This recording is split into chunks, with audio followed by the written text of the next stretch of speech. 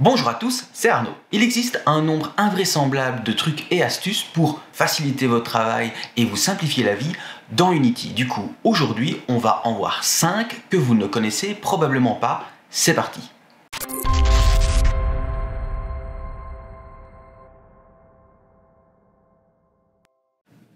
Imaginons que vous deviez placer ces 4 cubes à intervalles réguliers sur l'axe X, avec le cube vert à 0 et le cube rouge à 6. Vous pouvez évidemment le faire manuellement ou utiliser la fonction L avec comme paramètre les positions de départ et d'arrivée 0 et 6 pour voir vos GameObjects se placer correctement.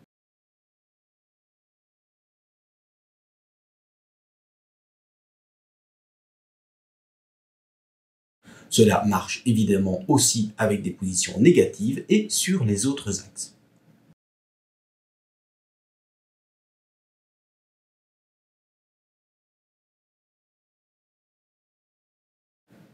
Pour placer des objets de manière aléatoire, utilisez la fonction R en renseignant les limites inférieures et supérieures de votre répartition aléatoire.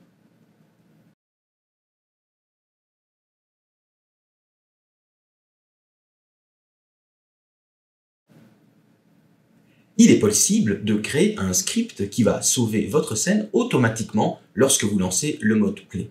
Comme la vidéo dans laquelle je vous montrais comment prendre le contrôle du bouton Play, créons un nouveau script dans le dossier Editor. La classe AutoSceneSaver est une classe C# classique. Ajoutons-lui l'attribut InitializeOnLoad pour exécuter cette classe à chaque fois que l'éditeur recompile. Dans le constructeur statique, on s'abonne à l'événement PlayModeStateChange de Editor Application pour exécuter la fonction SaveScene. Il nous reste ensuite à vérifier si l'éditeur quitte le mode édition et si c'est le cas, on sauve la scène et des assets.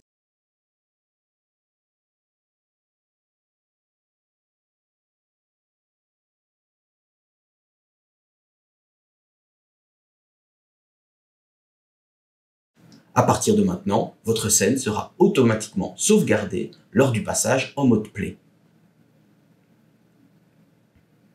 Une variable publique d'une classe MonoBehavior permet de facilement changer sa valeur dans l'éditeur et est accessible à tout objet référençant sa classe. Mais elle est également modifiable par ces mêmes objets, ce qui peut être assez dangereux. Une propriété rend cette variable accessible, mais il est possible de limiter sa modification à l'intérieur de sa classe.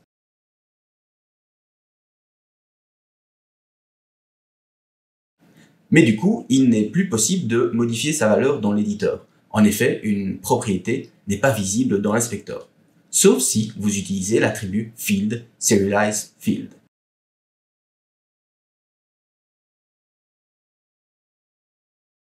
La propriété est maintenant accessible. Avant de voir les deux dernières astuces, n'hésitez pas, si cette vidéo vous plaît, à lâcher un pouce bleu et de me mettre en commentaire ce que vous pensez de la vidéo. Si ce n'est pas déjà fait, abonnez-vous à la chaîne et cliquez sur la cloche pour ne pas rater les prochaines vidéos.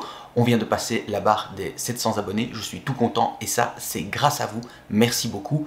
On voit les deux dernières astuces tout de suite. Il est possible de sauvegarder les valeurs d'un component, comme par exemple un rigid body ou un script personnalisé, pour facilement l'appliquer à d'autres GameObjects plus tard, grâce aux presets. En cliquant sur le menu en haut à droite de chaque component, vous pouvez créer un preset à partir des paramètres actuels du component.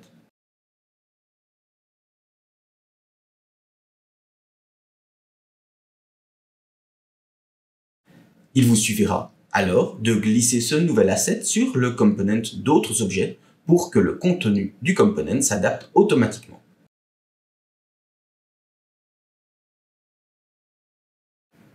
Il est également possible d'exclure certaines propriétés du preset afin qu'elles ne soient pas prises en compte lors de son application.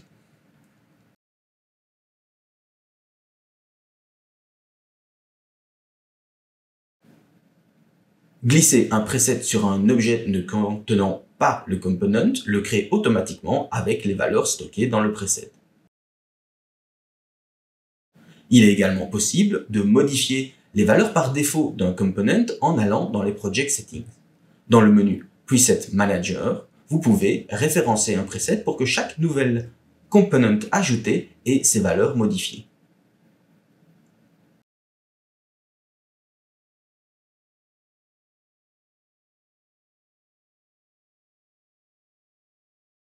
Pour finir, une petite astuce d'interface utilisateur. Lorsque vous avez un script contenant par exemple une liste de références vers d'autres objets de la scène, il est pratique de verrouiller l'inspecteur sur la liste et y glisser les différents éléments nécessaires. Un truc pratique, c'est de détacher complètement l'inspecteur à l'aide de l'option Properties. Une fenêtre volante liée à votre objet est alors affichée sur la scène. C'est encore plus pratique lorsque vous voulez comparer plusieurs GameObjects. Au lieu de dupliquer l'inspecteur et d'en verrouiller un, vous pouvez simplement faire apparaître la fenêtre des propriétés d'un des objets pour ensuite comparer leurs valeurs.